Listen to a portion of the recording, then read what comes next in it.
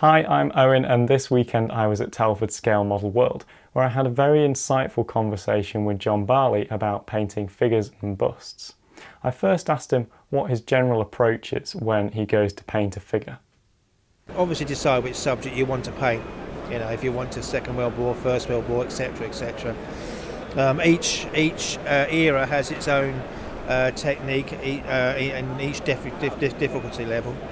Most figure painters, they do their facial features first, the eyes, the face, and then do the tunic or the uniform afterwards. But I for some odd reason, I do the opposite. I do the uniform, all the detail, and then I do the face. I don't know why, but I find it's easier for me to do that. Would you say there's any specific techniques or processes that you do to make them look that extra bit more realistic?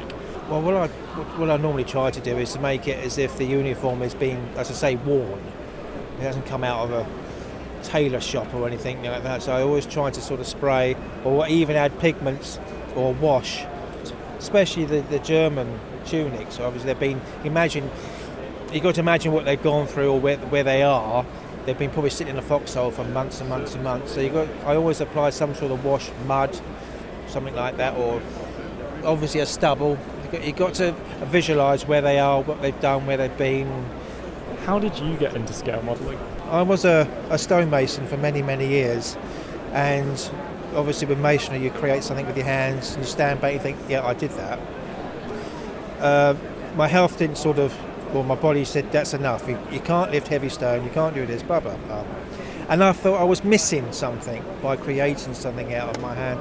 Although like most men who used to model when they were 10 and 12 in the old days in the 172 scale aeroplanes, etc.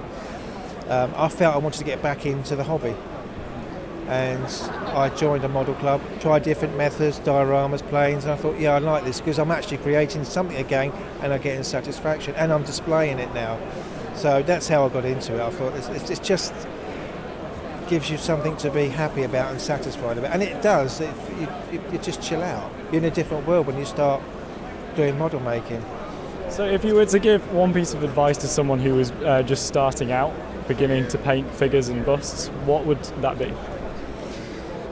Well, I would, for somebody who wants like a size 110 scale, which are those what I've got over there, try to pick something that's basic, like a British North African Tommy. Basically, you've just got sandy colours to work with, khaki.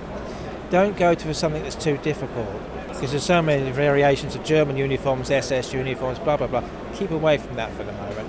Just think of something that is easy and is basic. But I recommend people to start doing figure painting, because it's a shame, because I think it's not that popular to some people, because they're afraid to pick something up and think, right, I'm going to paint a face. Just have a go and you'll be surprised what you can actually turn out.